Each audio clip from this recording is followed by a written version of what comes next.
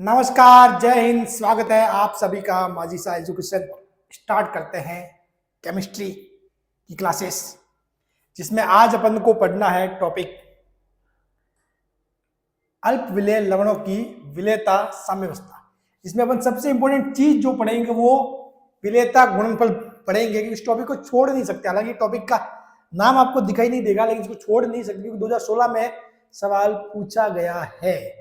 एक नहीं दो सवाल आए हैं 2016 में, ठीक है। तो इसलिए इस टॉपिक को छोड़ नहीं सकते। हालांकि उसके बाद से इस टॉपिक से सवाल नहीं आया, लेकिन 2016 में जरूर पूछा गया। तो पूछा गया है, इसका मतलब आपको पढ़ना है, ठीक है। और हालांकि ये चीजें इसमें साथ में ही है, क्योंकि आपको ये विलेयता वगैरह तो वो तो पढ़ना ही है। तो ऑब्वियसली इस टॉपिक को छोड़ा वैसे भी नहीं जा सकता, ठीक है। चलो, तो क्या अल्प विलेय लवणों की विलेयता साम्यावस्था।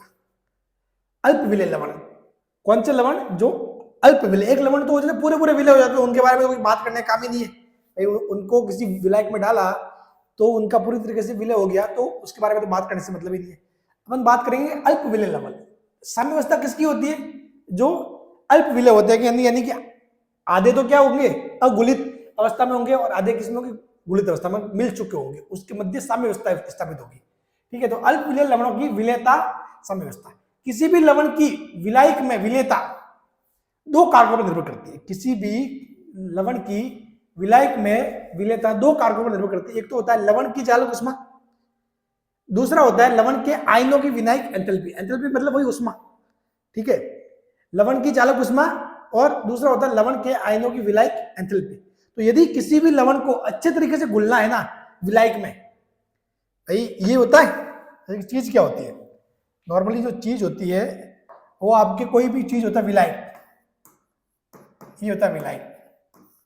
उस विलायक में आप डालते हो विलेय डालते हो, ठीक है। और फिर ये दोनों मिलके ये बन जाता है विलयन, ये बन जाता है विलयन। बात क्लियर? ये चीज होती है। तो ये सब शब्द तो आपको कंफ्यूजन में जो डाल रहे थे वो कंफ्यूजन दूर कर दिया मैंने आपका कि विलायक जिसमें घोलते हो, जिस चीज को घोला जाता है वो विलेय, और दोनों का मिक्सर कहलाता है विलयन, ठीक है। चलो, तो इसकी तो बात खत्म हो गई। अब तो क्या है कि लवण की जालक उष्मा क्या होनी चाहिए? हमेशा कम होनी चाहिए। लवण की जालक उष्मा क्या होनी चाहिए? कम होनी चाहिए, ठीक है। और लवण के आयनों की जो विलायक एंथैल्पी है वो क्या होनी चाहिए? अधिक होनी चाहिए। विलायक एंथैल्पी क्या होनी चाहिए? अधिक होनी चाहिए, ठीक है। और यदि विलायक की जो एंथैल्पी ज्यादा है जालक उष्मा से, तो लवण आसानी से विलय होता है। लवण क्या होता है? आसानी से विलय होता है। लवण अध्रुवीय यानी कि ससंयोजक विलायक में नहीं घुलता है। लवण क्या करता है?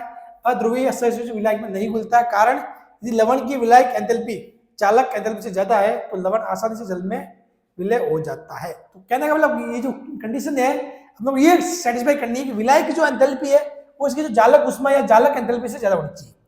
विलायक एंथैल्पी जालक एंथैल्पी से ज्यादा होनी चाहिए। अगर ज्यादा है तो कोई भी लवण आसानी से किसी भी विलायक में विलय हो जाता है। बात क्लियर? अब बात करते हैं विलेयता गुणनफल। मेन टॉपिक यही है अपना। मेन जो चीजें जो एग्जाम में पूछी जाती है वो विलेयता गुणनफल पर ही आधारित है। माना कोई लवण है AB, माना कोई लवण AB है जिसके अगुलित ठोस यानी कि मतलब जिसका मतलब जो गुला नहीं है तथा इसके संतृप्त विलयन के आयन के मध्य साम्यावस्था। जैसे कि कोई भी चीज है, कोई भी लवण आपने जल के अंदर घोला तो जल के अंदर एक साम्यावस्था स्थापित होगी। एक तो जो अगुलित अवस्था में होगा और दूसरा ये होगा घुला हुआ। ये क्या घुला हुआ है? एक्वा। देखो एक्वा यानी कि जलीय विलयन, ये सॉलिड बिना घुला हुआ। ये पार्ट क्या बिना घुला हुआ है, ये क्या बिना घुला हुआ, ठीक है। और ये वाला पार्ट क्या घुला हुआ आयन, ठीक है। तो इसमें क्या होता है, जो सॉलिड अवस्था में होता है, जो अगुलित ठोस होता है, इसके तथा इसके जो संतृप्त विलयन के आयन के मध्य साम्यावस्था स्थापित हो जाती है। यानी कि मतलब फिर क्या है? साम्यावस्था यानी कि सांद्रता स्थिर हो जाती है, ठीक है। इससे वापिस ये दोनों अभिक्रिया आगे पीछे होती रहती है। यानी कि मतलब साम्यावस्था में क्या होता है पता है? सांद्रता नियत रहती है, आपको पता है, ठीक है। लेकिन वो साम्यावस्था कैसी होती है? गतिक होती है। चीजें होती रहेगी। ये जो अगुलित ठोस है वो आयनों में टूटकर घुल जाएगा, ठीक है, फिर ये वापस ये मिलके वापस ये अगुलित ठोस बना देंगे, तो ये अभिक्रिया चलती रहेगी, ठीक है। अब द्रव्य अनुपाती क्रिया नियम से देखे तो क्या आएगा, ए प्लस और बी माइनस बट्टा ए बी। यहां से अपने जो के ए बी है बराबर ये आ जाएगा ए की सांद्रता और बी की सांद्रता बराबर के एस पी बोलते हैं जिसको, जिसको बोलते हैं विलेयता गुणनफल, सॉल्युबिलिटी प्रोडक्ट, के एस पी, ठीक है, विलेयता गुणनफल। ये आपको जो के एस पी है यही है विलेयता गुणनफल, बस ये मुद्दा है, यही मुद्दा है। आपका जो के एस पी है यही आपका विलेयता गुणनफल है। बात क्लियर? चलिए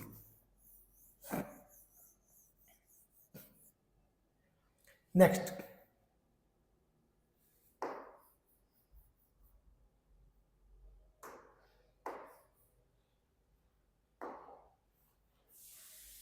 निश्चित ताप पर किसी विद्युत अपघटन के संतृप्त विलयन में उसके आयनों की सांद्रता का गुणनफल विलेयता गुणनफल कहलाता है। देखो विलेयता गुणनफल की यदि डेफिनेशन दे तो निश्चित ताप पर किसी विद्युत अपघटन के संतृप्त विलयन में उसके आयनों की सांद्रता का गुणनफल विलेयता गुणनफल कहलाता है। संतृप्त विलयन क्या होता है? संतृप्त यानी कि कोई ऐसे बोल रहा कि मैं तो संतृप्त हो गया, दाब गया, बस ये लिमिट है। यानी कि संतृप्त विलय यानी कि इससे ज्यादा उसमें जो विलय है वो घुल नहीं सकता, इससे ज्यादा इसमें विलय घुल नहीं सकता। आप जैसे कि पानी है, पानी के अंदर नमक घोल रहे हो, एक लिमिट ऐसी आती है फिर उसके बाद और ज्यादा नमक उसमें घोल नहीं सकते, तब वो संतृप्त हो जाता है कि दाब गया, बस संतृप्त। अब उससे ज्यादा उसमें और चीजें घोली नहीं जा सकती, ठीक है। तो निश्चित ताप पर किसी विद्युत अपघटन के संतृप्त विलयन में, संतृप्त विलयन में उसके आयनों की सांद्रताओं का गुणनफल, उसके आयनों की सांद्रता का गुणनफल विलेयता गुणनफल कहलाता है। अब माना कोई लवण है AXBY, अब ऐसे ध्यान से देखना, ये चीज थोड़ी सी हो सकता है आपको टफ लगे स्टार्टिंग में, इसलिए इसको ध्यान से समझना। माना कोई लवण है AXBY, क्या है? AXBY है। तो AXBY है तो एक्चुअली में ये किस हिसाब से टूटेगा? ये टूटेगा, देखो AXBY है ना, तो एक्चुअली में ये A कितना है? X है, तो X गुणा A और Y प्लस इसकी जो संयोजकता होगी वो किसके बराबर होगी? इस Y के बराबर। और ये जो B है, B कितने Y है? YB, और इसकी संयोजकता होगी X माइनस, इसकी संयोजकता क्या होगी? X माइनस, ठीक है। जैसे कि मैं आपको बताऊं, ये सेम टू सेम चीज है। फॉर एग्जाम्पल मैंने आपको बताई एक चीज, मैं बताता हूं, उससे आपको कॉन्सेप्ट क्लियर हो जाएगा। ये मैंने किस हिसाब से किया है, ठीक है। CaCl2, CaCl2, अब इसको देखोगे ये दो पार्ट में ये टूटता कैसे? एक तो भाई Cl आपके पास कितने होना चाहिए? दो तो Cl होना चाहिए। Cl कितने? दो Cl है और एक कितना है? Ca है, ठीक है। तो एक तो हो गया कैल्शियम आयन और एक हो गई, दो हो गए ये Cl। अब देखो इनके ऊपर चार्ज क्या आएगा, तो देखो चार्ज इसका ये आएगा, ये जो है ये 2 Ca2 प्लस और 2Cl माइनस, 2Cl माइनस। और जब भी ये तोड़ोगे ना तो आपस में दो देखोगे ना कि इसके आगे गुणा में कोई नहीं है, मतलब एक है, इसके आगे गुणा में कोई नहीं है, मतलब एक है। तो 2 इंटू एक ये 2 और ये भी 2 इंटू ये 1 2, तो 2 प्लस के 2 माइनस के, ये चीज ऐसे बराबर होगी। तो इस हिसाब से आपको इनको तोड़ना है, ठीक है। आगे और भी चीजें आएगी तो आप समझ जाओगे। तो यहां से देखो AXBY को आप क्या लिख सकते हो? XaY प्लस और YB है X माइनस। यहां से K बराबर क्या आया? K लिखोगे तो आप क्या हुआ, जो आपका है आयन AY प्लस इसकी घात X और BX माइनस इसकी घात ये Y हो जाएगा, ये जो गुणांक के घात में आ जाएगा नीचे AXBY। अब ये AXBY K के साथ गुणा हो जाएगा, ये बराबर हो जाएगा KSP के, KSP यानी कि जो आयन है उनका गुणनफल, यानी कि KSP हो जाएगा ये KSP। यहाँ पे क्या हो जाएगा डिफाइन, यहाँ पर आपके KSP बराबर KSP बराबर AY प्लस X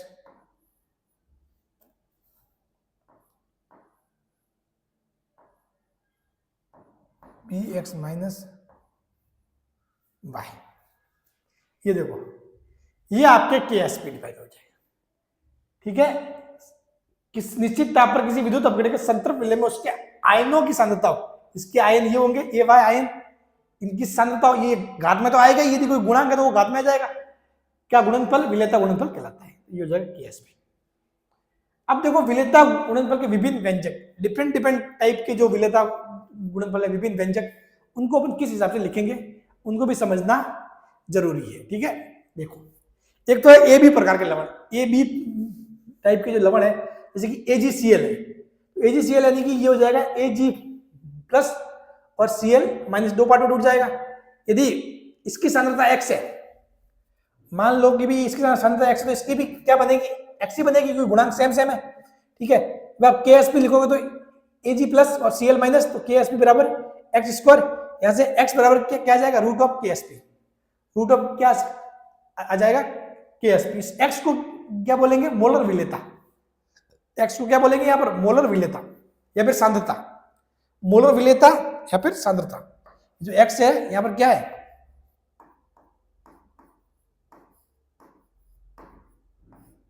इसको बोलते हैं मोलर विलेयता या सांद्रता।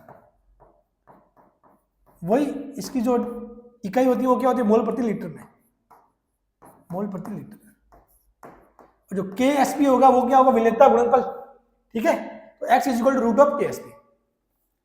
अब AB2 टाइप के, AB2 टाइप के जो प्रकार के हैं, AB2 टाइप के कौन हो गया, PbCl2, जैसे कि अपने CaCl2 किया वैसे वैसे, तो Pb2 प्लस और 2Cl माइनस, अगर ये x है तो ये क्या बन जाएगा 2x, ये x है तो ये 2x, तो देखो KSP क्या हो जाएगा, Pb2 प्लस और Cl माइनस का स्क्वायर, तो ये x है और ये कितना Cl का कितना है 2x, 2x का स्क्वायर, 2x का स्क्वायर। ठीक है, तो ये हो जाएगा KSP बराबर 4x क्यूब, KSP बराबर क्या हो जाएगा 4x क्यूब, यहां से x बराबर KSP अपॉन 4, और ये घात कितना है 3 है, तो इस साइड करोगे तो 1/3 घात, ये हो जाएगी। जब अपन ने वर्गमूल लेते हैं दोनों साइड, तो वर्गमूल का मतलब क्या होता है, घात 1/2, क्यूब करना मतलब यानी कि घात 1/3, यानी कि घनमूल, सॉरी घनमूल करना यानी कि घात 1/3। ठीक है, हाँ,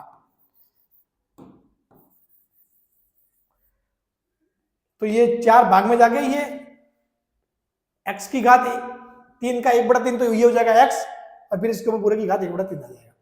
इसी प्रकार A2B3 प्रकार के लवण है कोई, AS2S3 है, तो इसमें देखो क्या लिखेंगे, इसको 2AS और ये वाला 3 इसके किसमें आ जाएगा, संयोजकता में। ठीक है, या फिर जो भी चार्ज आप बोलते हो, ठीक है, उसमें ये S3 है, तो देखो ये 3S और ये 2, ये आ जाएगा 2 माइनस, तो 3x। अब देखो इसके सांद्रता x है, सॉरी x, तो ये 2x, ये हो जाएगा 3x।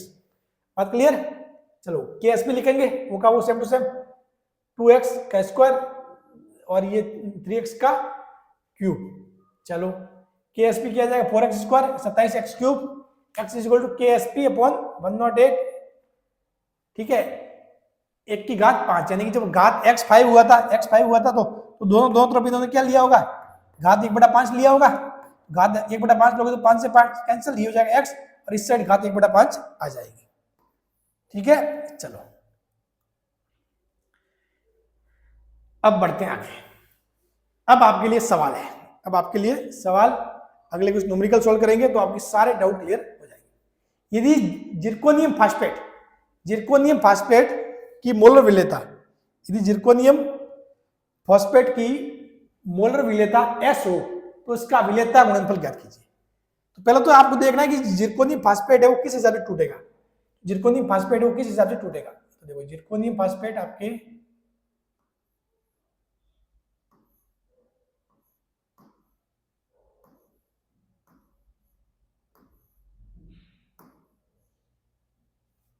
ठीक है, ये किस हिसाब से टूटेगा, ये देखो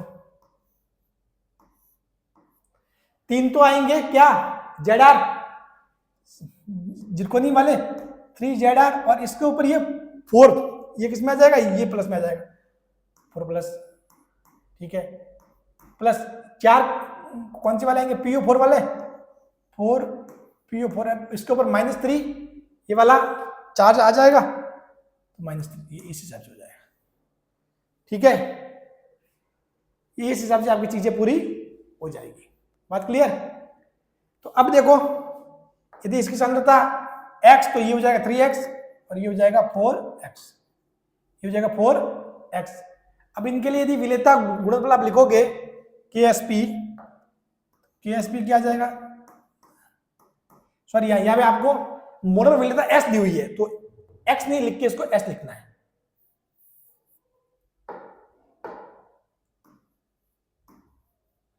थ्री एस 4s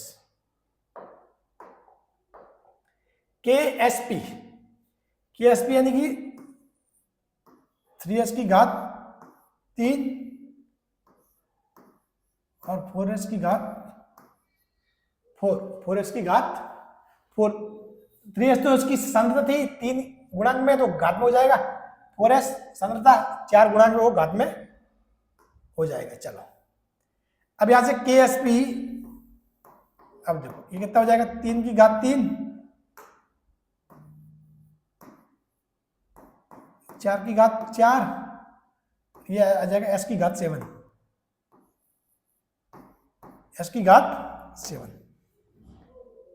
तो जब आप गुणा करोगे इनका, जब आप गुणा करोगे तो कितना आएगा, ये लगभग 6912 यानी कि ये आएगा आपके KSP बराबर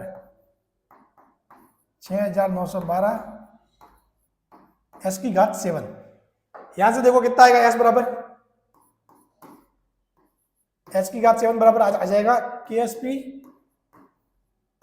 बटा 6912, KSP बटा 6912। अब इसका जो निकालना है तो दोनों तरफ घात 1/7 ले लो तो ये हो जाएगा S, और यहाँ पर KSP बटा 6912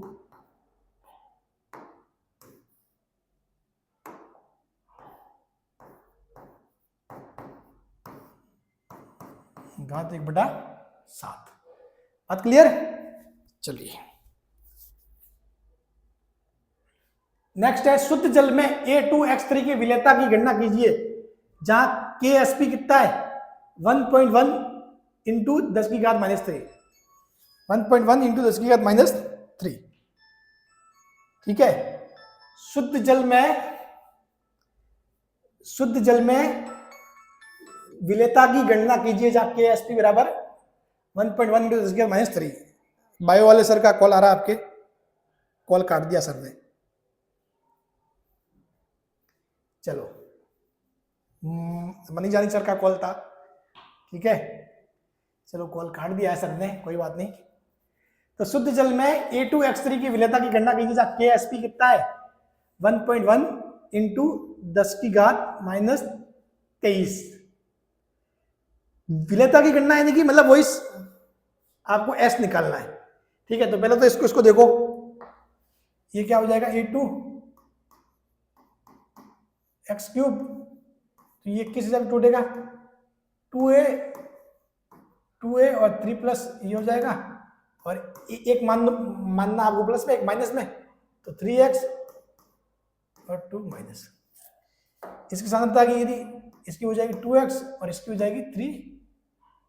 चलो आपको क्या मानना है, S ना, इसका S मानते विलेयता, इसकी हो जाएगी 3s। अरे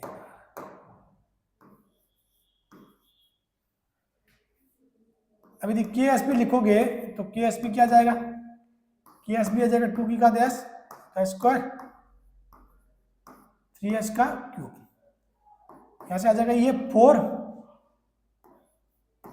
इंटू 3 इंटू 3 कितना 9, 9 30 27 और S की पावर 5, 27 इंटू 108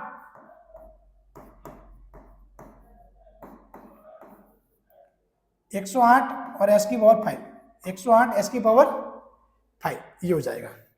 आपको निकालना किसका मान है, S का मान निकालना है, आपको S का मान निकालना है, ध्यान रखना।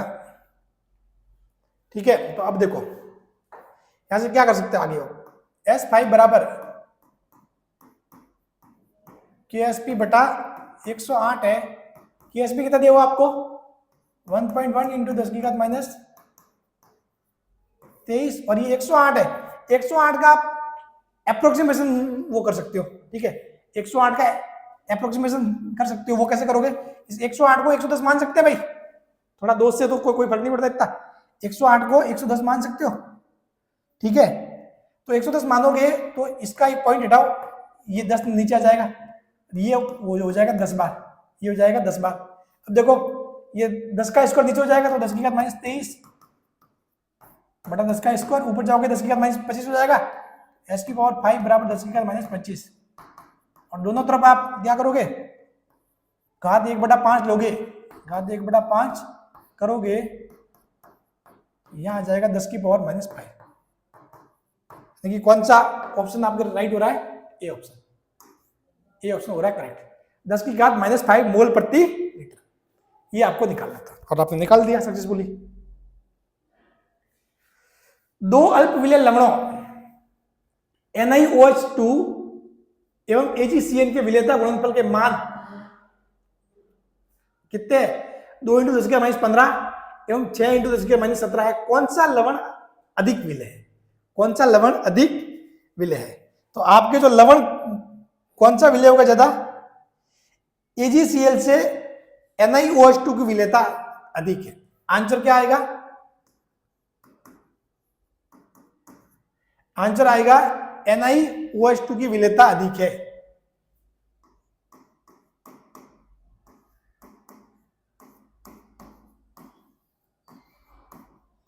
NiOH2 की विलेयता अधिक है। अब आपको इस सवाल को कैसे करना है, तो आपको क्या करना, दोनों के लिए आपको S का मान निकाल, एक को नाम देना S1, दूसरे को नाम देना S2।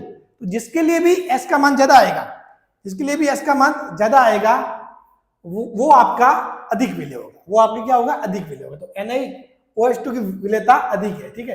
तो दोनों पहले तो आप NiOH2 के लिए सॉल्व करना, ये आपको उसका KSP दिया हुआ है, फिर AgCN के लिए सॉल्व करना, उसके बाद KSP दिया हुआ है, KSP पता हुआ S का मान निकाल सकते हो। तो जिसके लिए S का मान ज्यादा होगा, जिसके लिए S का मान ज्यादा होगा, ठीक है, वो आपके क्या हो जाएगा, उसकी क्या हो जाएगी, विलेयता अधिक हो जाएगी। सिंपल सी बात है, ठीक है, ज्यादा सोचने वाली बात ही नहीं।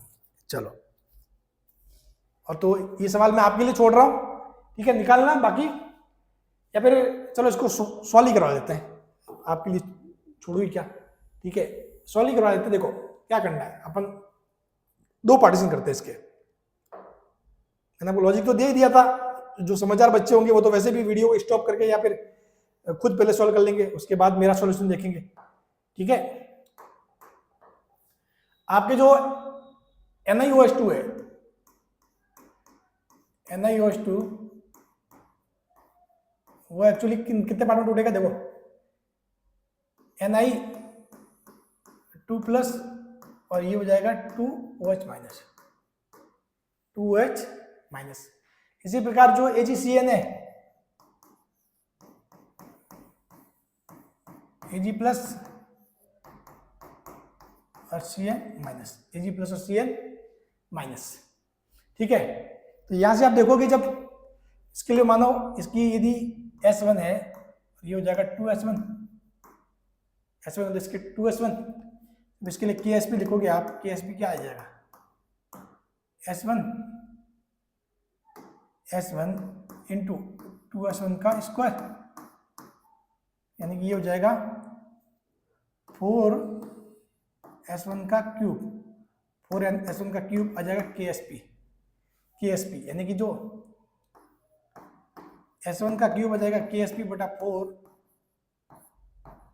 KSP बाय 4, और इसका कितना है KSP, 2 × 10 की घात माइनस 15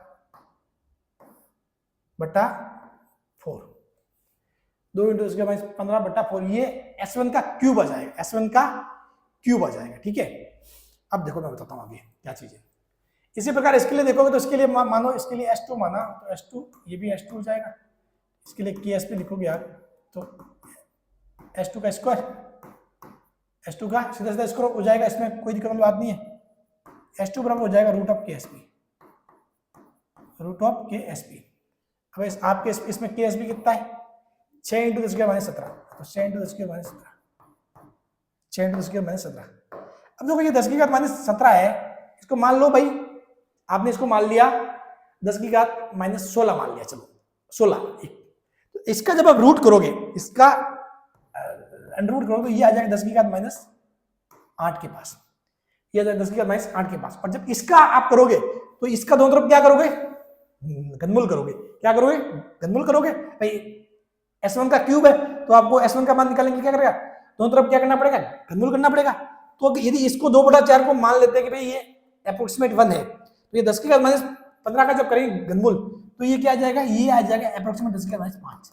यहां से आप देखोगे 10⁻5 ये ज्यादा होता है 10⁻8 से, यानी कि जो है आपकी जो NiOH2 इसकी जो विलेयता है वो ये ज्यादा है किसके, AgCH से। तो यानी कि क्या हो जाएगा, NiOH2 अधिक विलेय है। ये क्या हो जाएगा, अधिक विलेय है, अधिक विलेय है। बात क्लियर, समझ गए कॉन्सेप्ट, अधिक विलेय है। ठीक है, ये लॉजिक था आपको समझाना।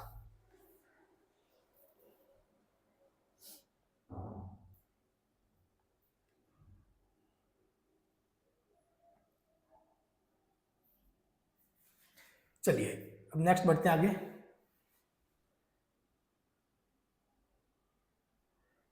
ये सवाल भी अच्छा है। 0.10 m NaOH, 0.10 m NaOH में NiOH2 की मोलर विलेयता की गणना कीजिए।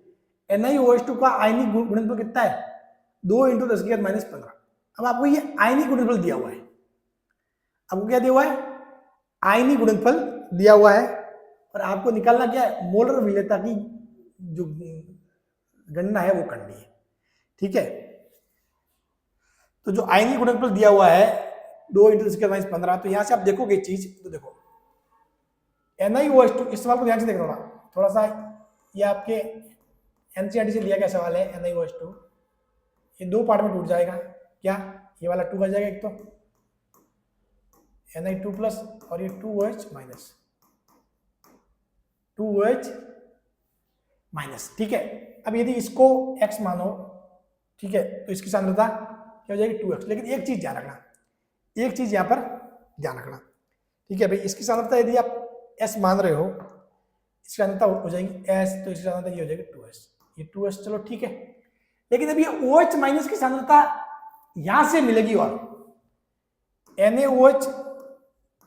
NaOH से प्राप्त OH-, NaOH से प्राप्त OH-, तो वो कितना है, वो कितना है 0.10।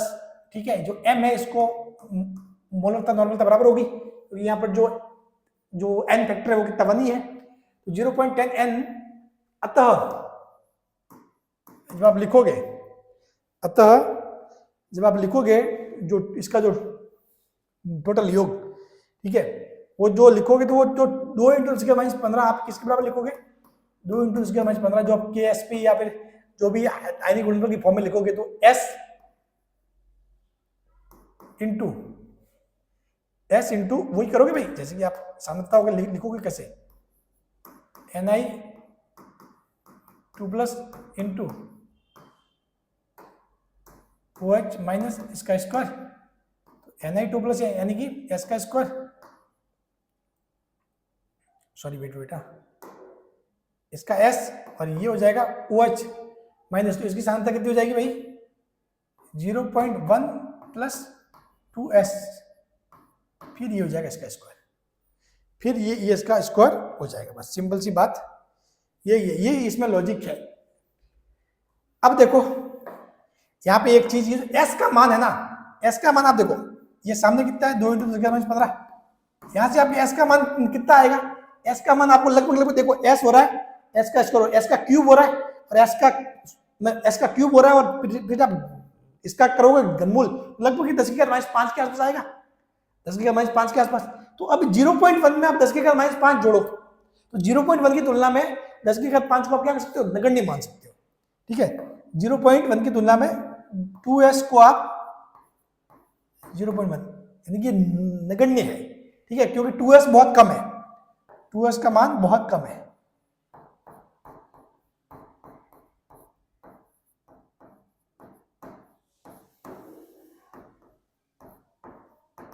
टू एस का मान बहुत कम है, ठीक है, बात क्लियर। तो यहां से ये क्या हो जाएगा, ये हो जाएगा आपका, रह जाएगा आपका 2 इंटू 10⁻15,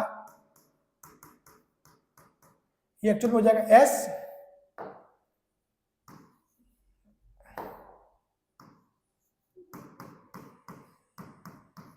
0.1 का स्क्वायर, ठीक है। तो 2 इंटू 10⁻15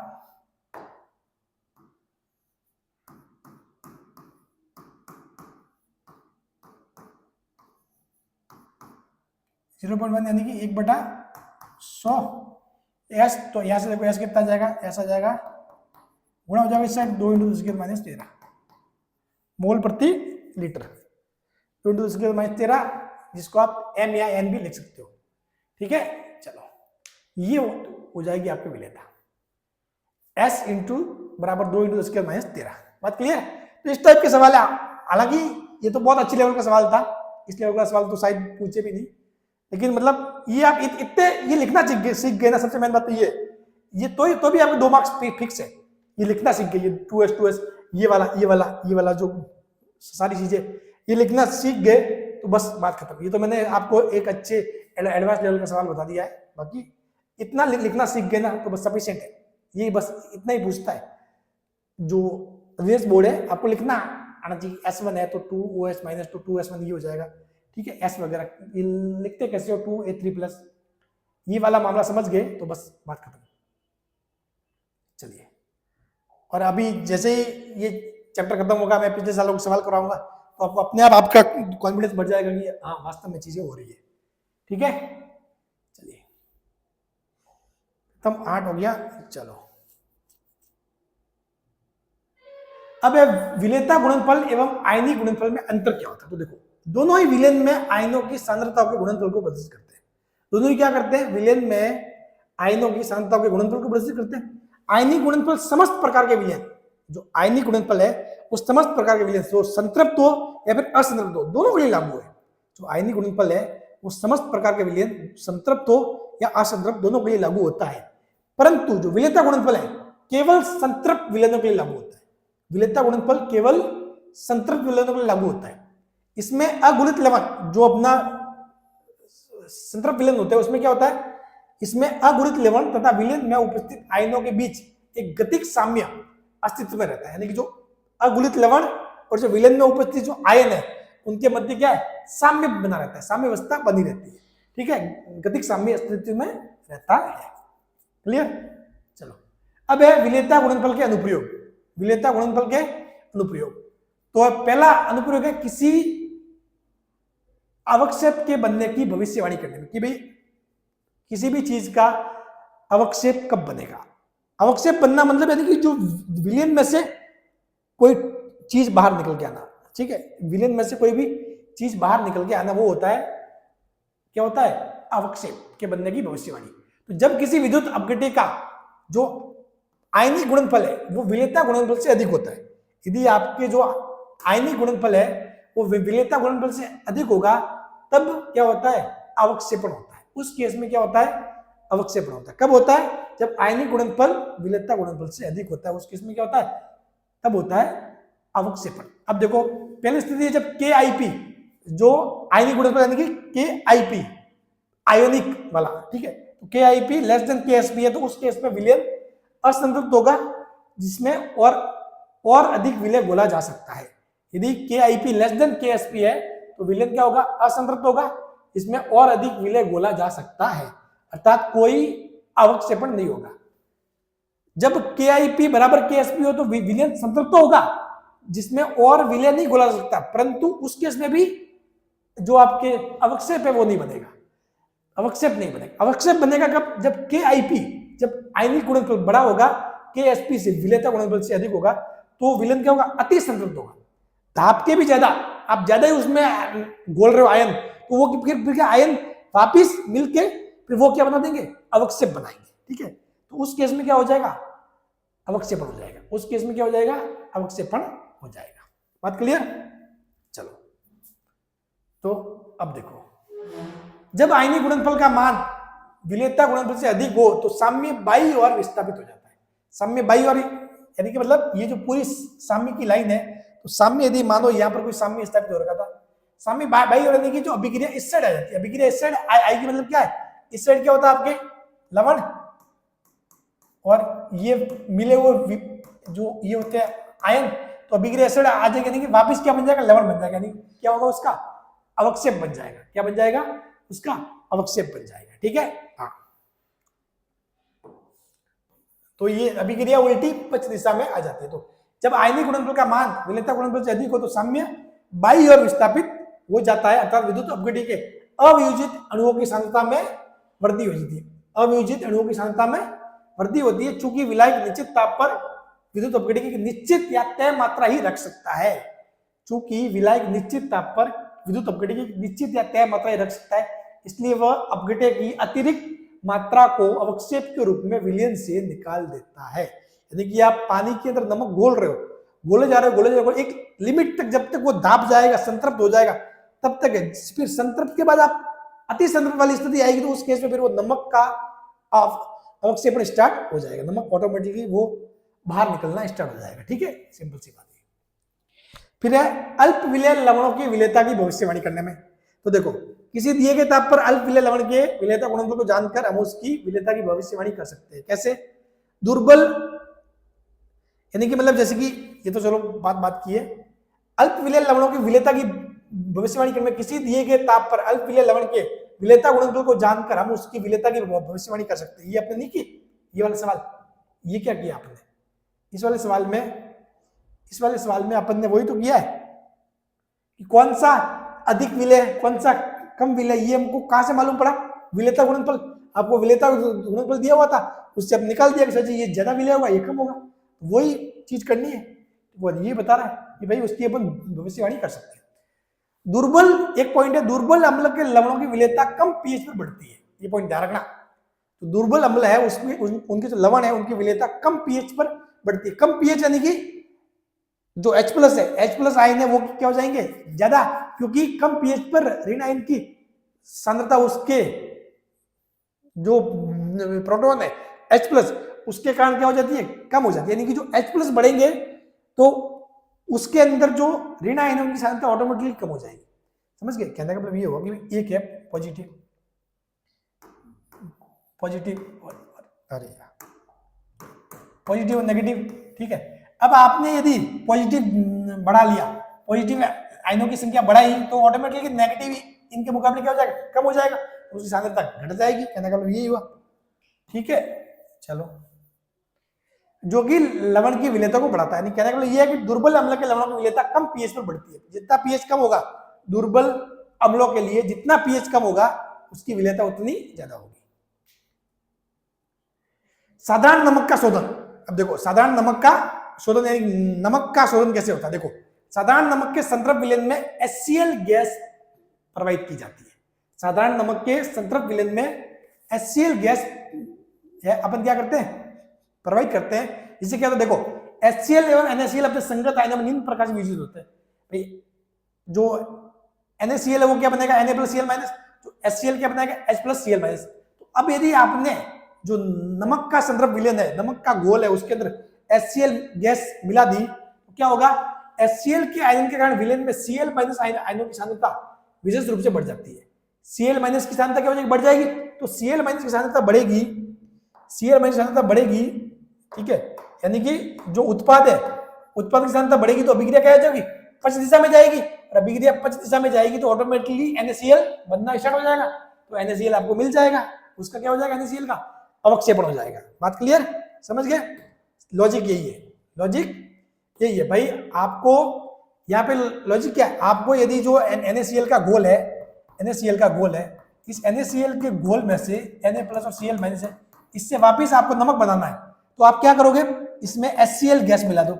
HCl गैस मिलाओगे तो क्या होगा, HCl गैस से निकलेगा Cl-, तो Cl-, एक तो ये Cl- और ये Cl-, तो क्या होगा, साम्य पर इसकी सांद्रता बढ़ जाएगी, और साम्य पर यदि उत्पाद की सांद्रता बढ़ जाए तो अभिक्रिया पक्ष दिशा में, यानी कि फिर से क्या हो जाएगा, अभिकारक बनना स्टार्ट हो जाएगा, यानी कि NaCl बन जाएगा। सिंपल सी बात ये है, लॉजिक समझ गए? हाँ। तो HCl के आयनियन के कारण विलेन में Cl- आयनों की सांद्रता विशेष रूप से बढ़ती है। इस प्रकार Na+Cl- का आयनिक गुणनफल NaCl के विलेयता गुणनफल से अधिक हो जाता है। NaCl के विलेयता गुणनफल से अधिक हो जाता है और शुद्ध NaCl विलेन से अवक्षेपित हो जाता है। बात क्लियर? नेक्स्ट, साबुन का अवक्षेपण। साबुन के साथ भी ऐसे ही कैसे कि साबुन का फॉर्मूला है RCOO, इसमें भी RCOO प्लस माइनस और Na प्लस। उसमें यदि आप नमक का घोल मिला दो या नमक मिला दो, साबुन का जो संतृप्त विलेन है, साबुन के विलेन में कभी आप देखना, खुद आप एक्सपेरिमेंट करके भी देख सकते हो, साबुन के विलेन में भी आप नमक मिला दो तो उस केस में क्या हो जाएगा, आपके जो Na प्लस है उसकी सांद्रता बढ़ जाएगी। Na प्लस की सांद्रता बढ़ेगी तो अभिक्रिया अपच दिशा में जाएगी और फिर से साबुन आपको मिल जाएगा। ठीक है, उसका साबुन का अवक्षेपण हो जाएगा। ठीक है, तो इसलिए ठोस साबुन का उसके विलेन से अवक्षेपण हो जाता है। बात क्लियर? चलो, फिर इसका उपयोग होता है गुणात्मक विश्लेषण में। इसका उपयोग गुणात्मक विश्लेषण में, इसमें ज्यादा नहीं सोचना, इसको आपको इतना ध्यान रखना है कि जो प्रथम समूह का मूलक है उसका जो भी अभिकर्मक है वो क्या है, तनु HCl। मतलब जो जैसे कि यहां पर जैसे कि नमक है, अपने को नमक बाहर निकालना था, ठीक है, तो अपना जो अभिकर्मक काम में लिया वो क्या था, HCl था। उसी प्रकार ये जो मूलक है प्रथम समूह के वगैरह द्वितीय समूह के, तो प्रथम समूह के लिए अभिकर्मक हो गया तनु HCl है, द्वितीय समूह के लिए क्या है, मूलक, द्वितीय समूह का जो अभिकर्मक है वो तनु HCl की उपस्थिति में H2S है। ठीक है, और जो तीसरे समूह के लिए NH4Cl की उपस्थिति में NH4OH है, चौथे समूह के लिए NH4 की उपस्थिति में H2S है, और पांचवें समूह के लिए NH4Cl एवं NH4 की उपस्थिति में अमोनियम कार्बोनेट है। ये 5 पॉइंट ये याद रखना। ठीक है, बाकी बस इसके साथ ये विलेयता गुणनफल वाला टॉपिक खत्म। अब सिर्फ एक लास्ट टॉपिक रहा है आपके अनुमापन, जिसको समझा के ये चैप्टर खत्म हो जाएगा। चैप्टर बहुत लंबा भी था, टफ भी था, जिसको समझाना भी इतना आसान नहीं है, लेकिन एक एक चीज आपको अच्छे से समझाइए, पूरा बिल्कुल अलग अलग करके चीजें अच्छे से व्यवस्थित ढंग से नोट्स भी बनवाए हैं, ताकि कहीं पर भी आपको डाउट नहीं रहे। लेकिन और अधिकतर बच्चे इस टाइप के चैप्टर में घूमते ही रहते हैं, सर जी क्या हो रहा है, कहाँ से कौन सा फॉर्मूला कैसे हो रहा है, लेकिन आपको मैंने व्यवस्थित ढंग से करवाया। अगर एक बार ये वीडियो देख के नोट्स को 2-3 बार रिवाइज कर लोगे ना, सारी चीजें माइंड में सेट हो जाएगी। थैंक यू सो मच, मिलते हैं अगली क्लास में।